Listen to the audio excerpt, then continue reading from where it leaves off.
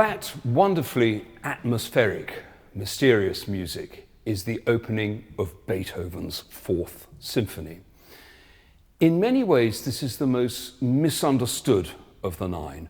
Always enjoyed, always treated with respect and admiration, but some feel rather apologetically about it. It's not a work where Beethoven achieves the heights of some of the other pieces. That is simply not true at all. Before we look into this remarkable, immensely lovable symphony, let's look at the facts. Beethoven's previous symphony, number 3, the Eroica, was obviously a piece that made the symphony a completely different thing. It expanded it. It put the symphony on an epic scale and a sort that had never been seen before. The Fifth Symphony is arguably the most famous, celebrated symphony ever written, perhaps the most famous piece of classical music. Beethoven wrestling with fate, with destiny, a piece that goes from struggle to triumph, from dark to light. The Fourth Symphony never pretends to be involved in such epic things. In some ways, it's on a more modest scale, but it has a glowing warmth, a radiance, a beauty about it that should be treasured. Some feel that this is due to Beethoven's brief engagement with Teresa Brunswick. This could be true. There's certainly an almost pre-romantic feel about this work. It's also one of the most perfect pieces that he ever wrote. It has a happiness, a radiance about it. Also, it's a piece that is full of unpredictable things. That extremely dark introduction, which I played, which is full of some of the most extraordinary sounds yet conceived from the orchestra, leads to this vital, energetic, upbeat main part.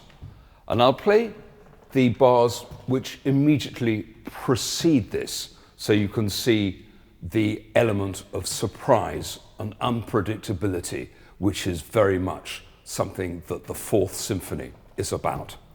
Here's the very end of the slow introduction.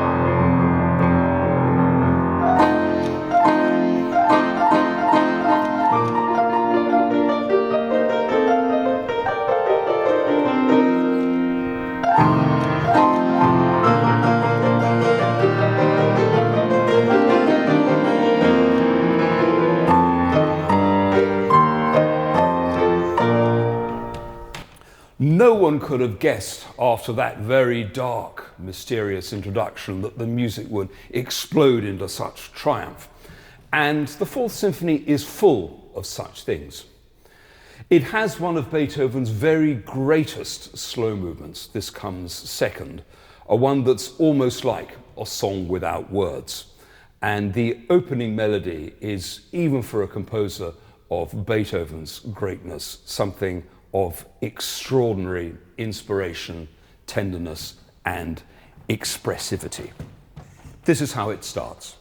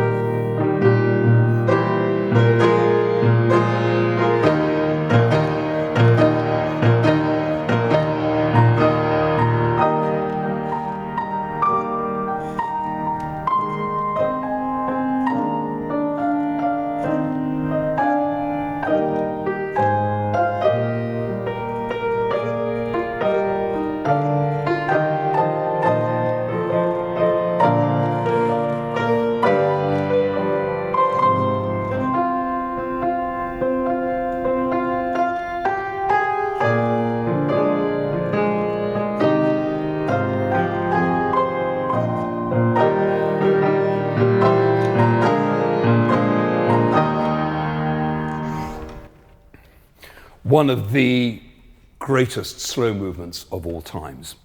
Then follows a shorter, very vibrant, energetic movement. You would expect it perhaps to be a minuet, which was the old elegant dance form used by Haydn and Mozart and other classical composers. But it's much closer to the form of a scherzo, a joke, something which is known for its greater sense of energy, its momentum, its sort of propelling vigor. And again, it's something that has plenty of unpredictable touches. It has this extraordinary syncopated figure that begins, so it's actually quite difficult to work out where the main pulse is of the beat. This is a typical joke of Beethoven's, perhaps something that he had learnt from his old teacher Haydn, but now taken into a new form of artistic expression. This is how it starts.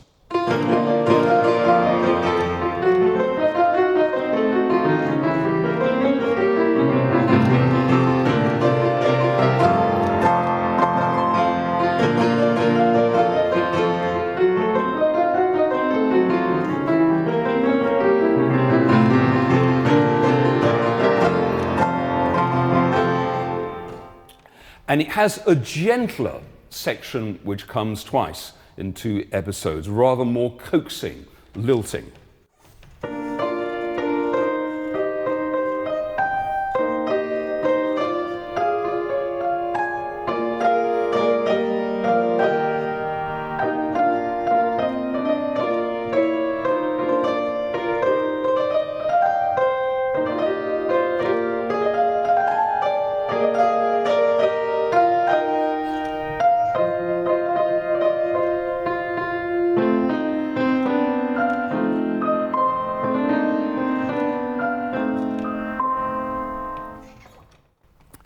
Its ending is wonderful also. That vibrant idea comes back for the 3rd time, and it's as if it's going to go on to its standard continuation, but it's interrupted by the horns, who almost have something else to say. And it's as if Beethoven says, "Shall we try this?" No, I'll show you.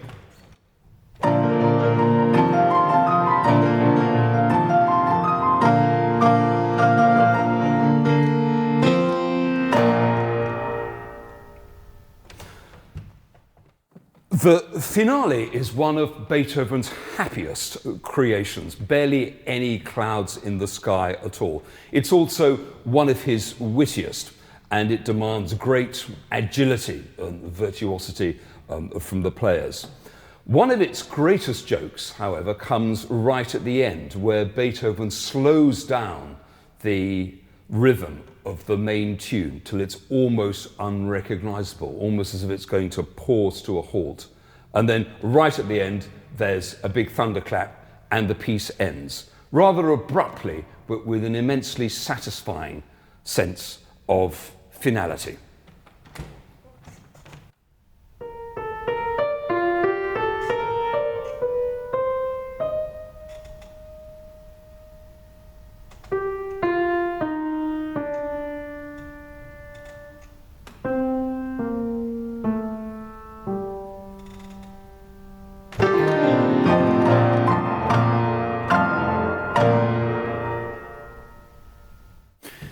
It would be absurd, really, to say which is the greatest of all Beethoven's symphonies. We can all have our favourites, and you may be like me and find that your favourites change from week to week, if not day to day. But I would certainly be as bold to say that the 4th is the most obviously lovable of the Beethoven symphonies, and one where its great importance and significance is still perhaps not fully acknowledged by musicians and music lovers alike. So please join us at St Andrew's Church on Saturday, the 3rd of October in Farnham, where we will be ending our concert with a performance of the wonderful 4th Symphony of Beethoven. Thank you.